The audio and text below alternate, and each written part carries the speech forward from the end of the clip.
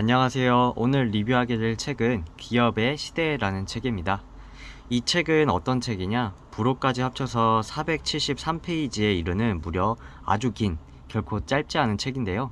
1858년부터 2010년까지 세계의 흐름을 기업을 중심으로 서술한 그런 책이라고 말씀드릴 수 있겠습니다. 편하게 읽을 수 있는 책인 이유가 중간에 재밌는 이야기들이 섞여 있기 때문에 편하게 읽으실 수 있습니다. 예를 들어 어떤 이야기가 있었냐면요. 저는 포드 이야기가 제일 재밌었는데요.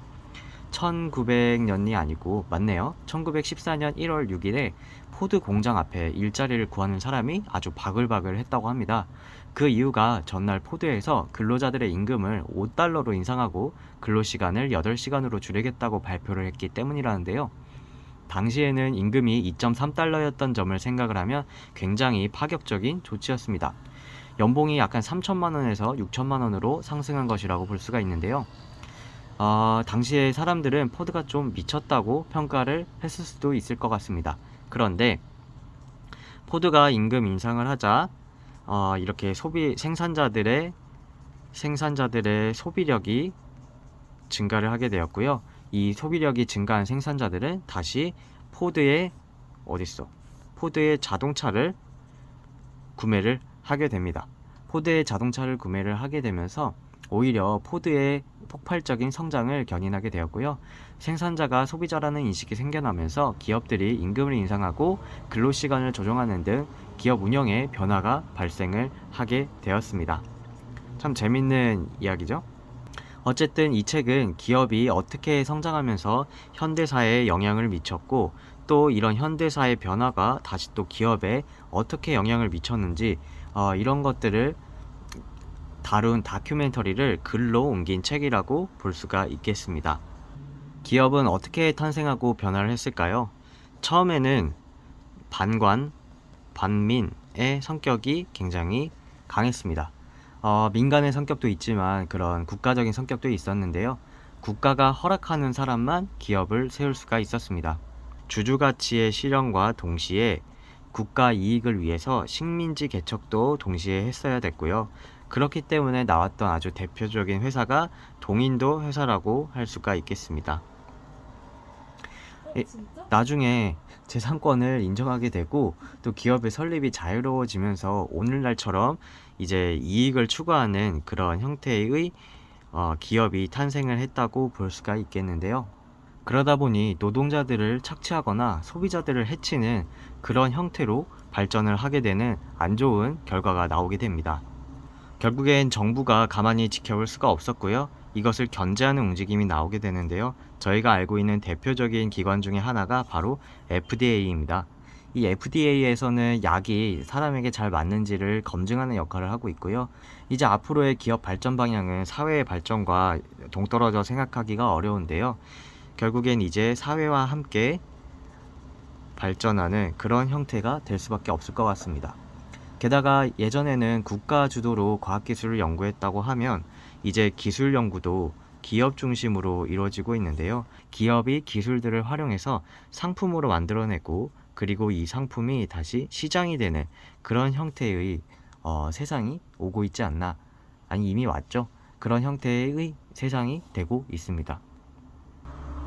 이러한 기업들이 앞으로 더 발전하려면 그리고 성장하려면 무엇이 필요할까요? 바로 혁신이 필요하다고 할 수 있겠습니다. 이 혁신의 자양분이 될 수 있는 것은 이 책에선 두 가지로 이야기를 하고 있는데요. 바로 첫 번째가 뭐였더라? 바로 첫 번째가 기업의 재산권이 보호되는 환경입니다. 1882년에 중국에 윤선 초상국이라는 해운 기업이 있었던 것을 알고 계신가요? 이 해운 기업은 아주 당시 중국인들에게 매우 중요했습니다. 왜냐하면 기업이라는 것들은 서양 사람들이 하는 것이었는데 이 윤선 초상국이라는 해운 기업이 거의 처음으로 중국 역사상 좀 수익을 내고 어느 정도 성장하는 모습을 보여주면서 중국인들의 자긍심을 불러일으켰던 그런 기업이기 때문인데요. 그런 기업이 이제 성장을 하던 당시에 중국 당국이 아주 선택을 해야 되는 순간에 놓이게 됩니다. 바로 민영화를 해야 되는 것이냐 아니면 국유화를 할 것이냐 라는 갈림길에 놓이게 되고요. 어떤 선택을 했을 것 같으세요? 역시 중국 정부는 국유화를 하게 됩니다. 그리고 나서 이 윤선 초상국은 바로 몰락의 길을 걷게 되는데요. 내가 노력을 했을 때, 그리고 내 자본을 투입했을 때 돌아오는 결과가 나에게 귀속되지 않는다면 누가 위험을 무릅쓰고 시간과 노력, 그리고 자본을 사용해 새로운 도전을 하려고 하겠습니까? 물론 세금이란 제도를 통해서 기업의 이익의 일정 부분을 분배하는 것은 필요합니다. 하지만 개인의 이익 추구라는 이 동기가 없어져 버리면 바로 이 기업이 발전하려는 동력을 잃어버리게 된다는 것이죠. 두 번째로 기업의 발전과 혁신의 중요한 환경은 바로 자유로운 환경이라고 말씀을 드릴 수가 있겠습니다. 이것의 대표적인 반대의 예시를 보여주는 것이 일본인데요. 1970년대 일본을 한번 살펴볼까요? 1970년대 일본은 가장 빠르게 성장하고 그리고 어떤 세계의 어떤 국가도 따라잡을 수 없는 그런 역동성을 가진 국가였습니다. 이러한 역동성을 가진 국가가 발전을 해서 1980년대에는 전성기를 맞게 되고요. 심지어는 일본의 어떤 기업, 소니가 미국의 영화사죠, 콜럼비아사를 인수하게 되는 그러한 사태도 발생하게 되었습니다. 그러니까 이제 일본 기업이 미국 문화에도 영향을 줄 수 있을 정도로 성장을 하게 된 것입니다. 그런 일본 기업들의 경쟁력이 무너지기 시작한 원인 중에 하나는 바로 지나친 집단주의 가치관에 있었습니다. 그동안 일본을 키울 수 있었던 이 집단주의라는 것이 일본의 발목을 잡게 된 것이었는데요. 일본에는 통산성이라는 국가 부서가 있었습니다. 이 통상성은 그러니까 외화자금을 분배를 하면서 기업들이 외화를 사용해 외국 설비를 들여오거나 투자를 하는데 허가를 하는 그런 역할, 기업 투자를 결정하는 역할을 하는 매우 영향이 있는 그런 국가기관이었는데요.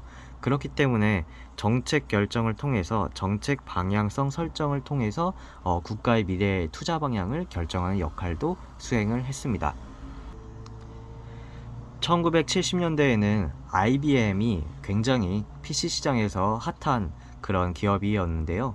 바로 퍼스널 컴퓨터를 제대로 만들기 시작하면서 그런 업계의 표준이 되어가고 있었습니다. IBM은 PC 컴퓨터의 하드웨어 표준을 만들게 되었는데요. 이 하드웨어 표준을 만들게 되면서 다른 회사의 부품을 IBM 컴퓨터에 넣어도 작동하게 되는, 지금은 평범하지만 당시로는 센세이션한 변화를 만들어내게 됩니다. 그리고 이 IBM에는 바로 인텔의 CPU와 마이크로소프트의 그 OS가 들어가게 되는데요. 이런 IBM의 약진을 보고 있던 통산성은 일본 기업의 미래도 여기에 있다라고 생각하게 되고 바로 IBM을 따라하게 됩니다. 그러자 문제가 발생을 했습니다. IBM이 하드웨어 표준을 완성을 한 것이 IBM에게 오히려 독이 되어 버렸는데요. 바로 인텔의 CPU와 그리고 마이크로소프트의 OS 같은 소프트웨어, 그리고 이런 CPU 같은 고성능 하드웨어 업체로 이 업계의 영향력이 넘어가 버린 것입니다. 이렇게 영향력이 넘어가 버리자 바로 일본의 업체들도 함께 방향을 잃어버리게 되는데요. 그러니까 통산성의 지위에 따라서 IBM을 따라하던 일본의 업체들이 이 게임의 룰이 바뀌어 버리니까 이제는 방향을 잃어버리게 되고 다 같이 몰락을 하게 된 것입니다. 결국엔 자유로운 환경 속에선 창의적인 아이디어가 나오게 되고 그리고 이 창의적인 아이디어들이 산업의 방향성을 새롭게 만들 수 있는 그런 아이디어와 방향으로 이어지기 때문에 기업의 발전으로 이어지는 것이라고 할 수가 있겠습니다. 저는 오늘 기업의 시대라는 책을 읽고 이 책에 대해서 간략하게 리뷰를 해보았는데요. 책에 있는 내용들은 더 다양하고 얻을 수 있는 인사이트나 생각도 더 많다고 생각을 합니다. 책 한번 찾아서 꼭 읽어보시고요. 또 다음 영상에서 인사드리겠습니다.